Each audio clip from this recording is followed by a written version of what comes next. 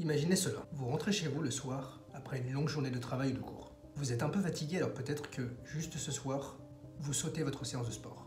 Vous prenez un paquet de chips ou un paquet de bonbons et vous vous asseyez dans votre canapé.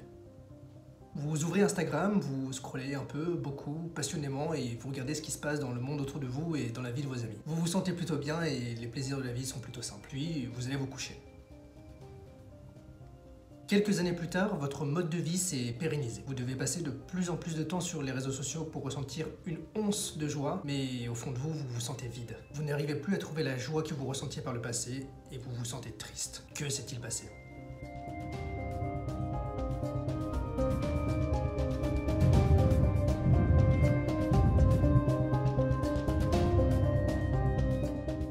Bonjour à tous, c'est Mathieu et aujourd'hui je voudrais vous parler d'un concept fondamental dans nos vies, c'est le plaisir immédiat et l'importance d'y renoncer. D'abord, je vais commencer par définir le plaisir immédiat, la gratification différée et leur impact sur notre santé. Et ensuite, je donnerai quelques conseils pour s'affranchir de ce qui est selon moi le plus grand piège de notre existence.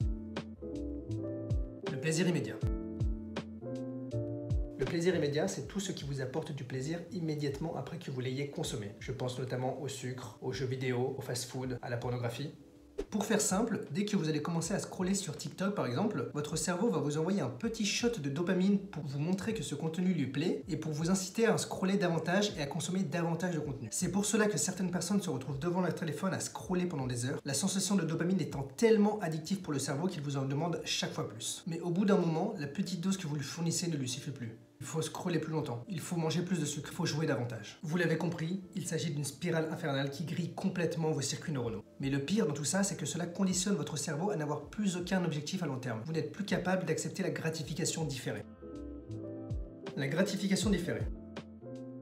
La gratification différée, c'est le fait d'accepter plus tard une récompense à un effort que vous faites maintenant. Par exemple, si vous vous entraînez plusieurs fois par semaine dans l'optique de courir un marathon, vous acceptez l'effort parfois déplaisant de courir plusieurs jours, plusieurs semaines, parfois sans envie et sans motivation, pour avoir la récompense finale d'être capable de courir un marathon. Le problème de la gratification immédiate, c'est qu'avec tous les plaisirs immédiats qui s'offrent à nous, il est facile de se demander pourquoi devrais-je attendre plusieurs semaines pour être récompensé alors que je peux avoir du plaisir immédiatement. Je vous répondrai donc par une question, à vous qui me regardez. Est-ce que vous pouvez me citer une seule habitude qui offre du plaisir immédiat, qui ne soit pas nocive sur le long terme?